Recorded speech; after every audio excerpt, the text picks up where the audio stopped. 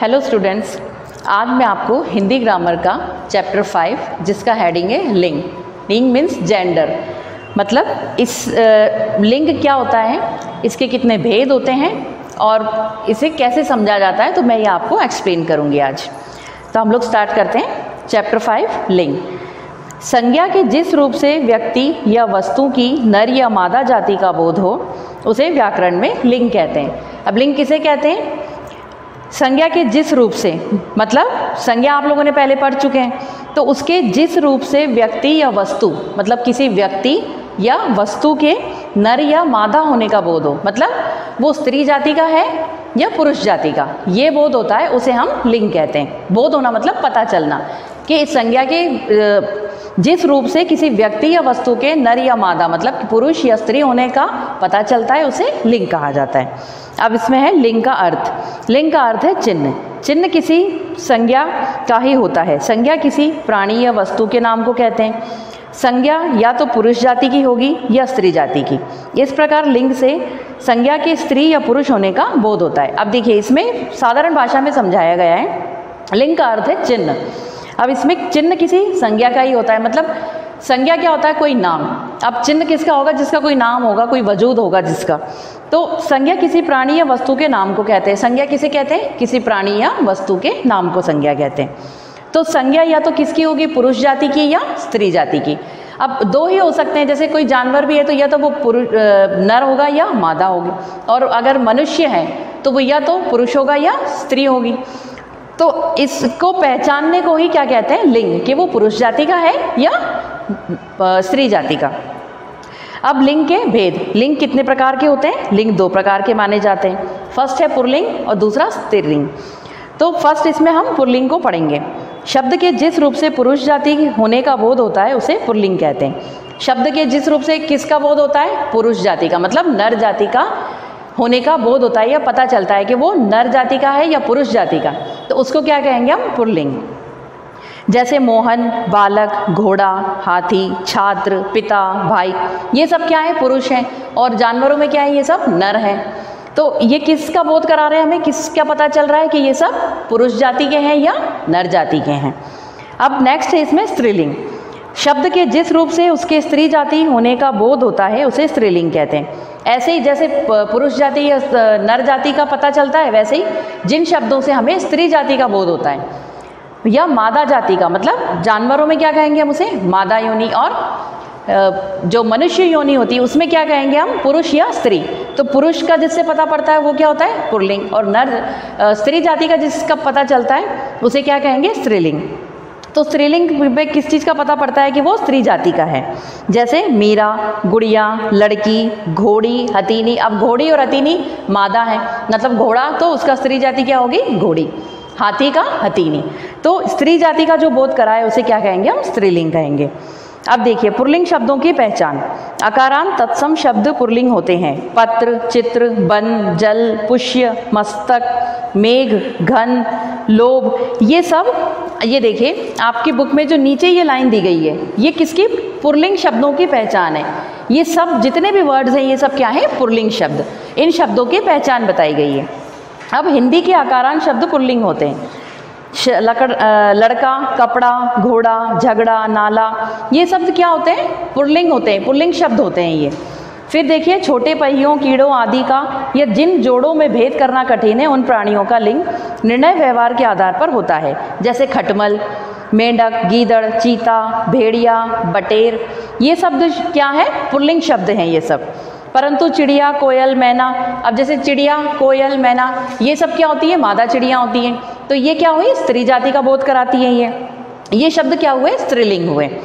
अब अप्राणीवाचक संज्ञाओं का लिंग निर्णय रूप के आधार पर होता है। निम्नलिखित शब्द पुल्लिंग होते हैं। अब देखिए आपकी बुक में ये जो ये दिया हुआ है, ये देखिए अन्न, चना, उड़द, गेहूं, बाजरा, ये सब क्या है? संज्ञाओं के लिंग निर्णय के आधार पर होता है। जैसे अप्राणीवाचक, मतलब ये कोई प्राणी नहीं है, ये क्या है? अन्न है। तो अन्न में चना, उड़द, फिर वृक्ष में देखिए आम, खजूर, मसाले में क्या है? जीरा, धनिया, तेज पत्ता। तो ये सब क्या होते हैं? ये शब्द पुल्लिंग होते हैं। अब ये देखिए आप, हिंदी के वे भाववाचक संज्ञाएं पुल्लिंग होती है जिनके अंत में अन, आओ, आवा, ना, पा अथवा पन पाया जाता है। जैसे बुढ़ापा। अब कौन से शब्द पुल्लिंग होते हैं भाववाचक संज्ञा में? बुढ़ापा। ये शब्द क्या है? बुढ़ापा मतलब बुढ़ापा आ रहा है। ये तो नहीं कहते कि बुढ़ापा आ रही है, ऐसे बोल सकते हैं आप? नहीं। तो बुढ़ापा क्या हुआ? पुल्लिंग शब्द। भुलावा, बचपन मतलब बचपन चला गया, ये तो नहीं बोलेंगे कि बचपन चली गई। तो ये शब्द क्या कहलाते हैं? पुल्लिंग शब्द कहलाते हैं, मतलब ये पुरुष जाति का बोध कराते हैं। फिर है स्त्रीलिंग शब्दों की पहचान। निम्नलिखित शब्द स्त्रीलिंग होते हैं। अब जैसे आपको मैंने पुल्लिंग शब्द में बताया था कि अन्न, वृक्ष, मसाले, ये सब शब्द किस में आते हैं? पुल्लिंग शब्द में। उसी तरह से स्त्रीलिंग शब्दों की पहचान। भाषा और लिपियों के नाम। भाषा और लिपियों के नाम किस में आते हैं? स्त्रीलिंग शब्द में। तो इसमें हिंदी, अंग्रेजी, अरबी, हिंदी भाषा, अंग्रेजी भाषा, ये सब क्या है? स्त्रीलिंग शब्द हैं। फिर शरीर के कुछ अंग, नाक, कान, गर्दन, छाती, ये सब भी स्त्रीलिंग शब्दों का बोध कराते हैं। मतलब ये सब शब्द कौन से? स्त्रीलिंग शब्द हैं। फिर इकारांत शब्द, रोटी, टोपी, लाठी, मिठाई। जैसे हम कहते हैं कितनी रोटी खा ली, तो रोटी क्या है? स्त्रीलिंग शब्द का बोध करा रहे हैं, मतलब ये एक स्त्रीलिंग शब्द है। फिर कुछ उकारांत शब्द, वालू, झाड़ू, लू आदि। अब इसमें देखिए उकारांत शब्द है। झाड़ू, झाड़ू लगा ली, अपन क्या कहते हैं? झाड़ू लगा ली। ऐसा तो नहीं कहेंगे झाड़ू लगा लिया, मतलब झाड़ू लगाया, झाड़ू लगा ली। झाड़ू क्या होती है? स्त्रीलिंग शब्द का बोध कराती है। अब लू लग गई, जैसे गर्मी में क्या कहते हैं बहुत सारे लोग कि हमें लू लग गई, ऐसा तो नहीं कहेंगे लू लग गया, क्या बोलेंगे? लू लग गई, मतलब जो गर्म हवा में लगती है उसे कहते हैं लू लग गई। तो ये शब्द क्या होते हैं? स्त्रीलिंग शब्द होते हैं ये। फिर नदियों के नाम, गंगा, यमुना, सरस्वती, ये सब भी स्त्रीलिंग शब्द हैं। गंगा नदी, हम क्या कहते हैं? गंगा नदी में नहा कर आए, गंगा नदी बहुत पवित्र है। फिर तिथियों और नक्षत्रों के नाम। प्रथमा, आज कौन सी तिथि है, ऐसे पूछते हैं ना बड़े हमारे घर की, तो हम बताते हैं आज ये तिथि है। तो तिथियों के नाम भी स्त्रीलिंग शब्द में ही आते हैं।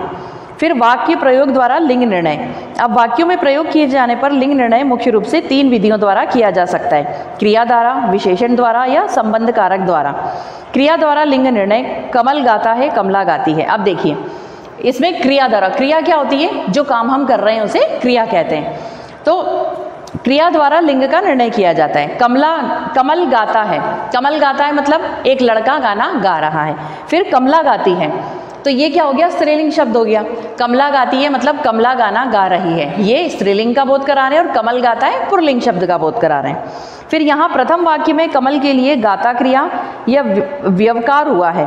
गाता क्रिया में कमल के पुल्लिंग होने का बोध होता है, इसी प्रकार गाती क्रिया से कमला के स्त्रीलिंग होने का बोध होता है।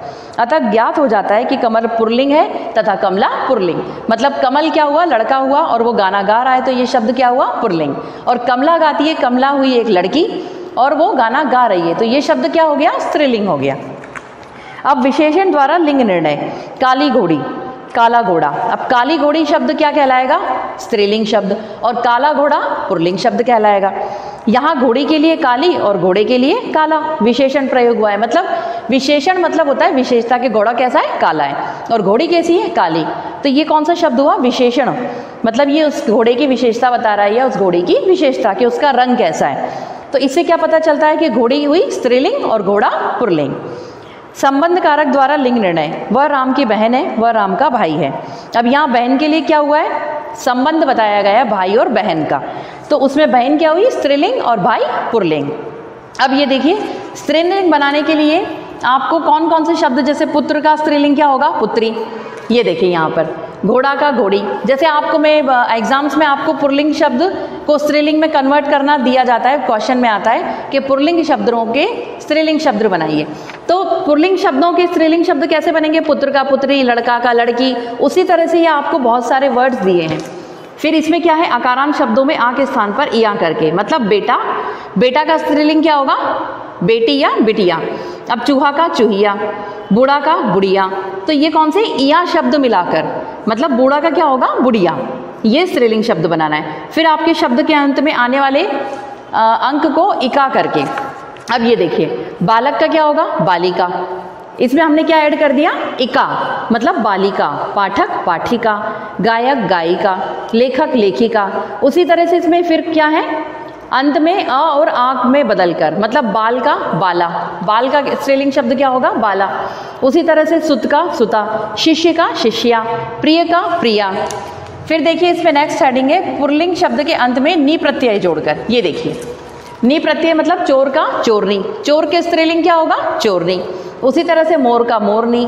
फिर आपका भील का भीलनी, और इसमें फिर दिए कुछ शब्दों में इन प्रत्यय जोड़कर, मतलब नाग का नागिन, इसमें क्या किया हमने, इन प्रत्यय जोड़कर, नाग का स्त्रीलिंग क्या होगा, नागिन। और फिर इन्हीं प्रत्यय जोड़कर, मतलब हंस का हंसिनी, हाथी का हथीनी। तो ये इस तरह से स्त्रीलिंग शब्द बनाए जाते हैं। वो आपको पूरी एक टेबल शो की गई है कि आपको इन शब्दों के स्त्रीलिंग शब्द कैसे बनाने।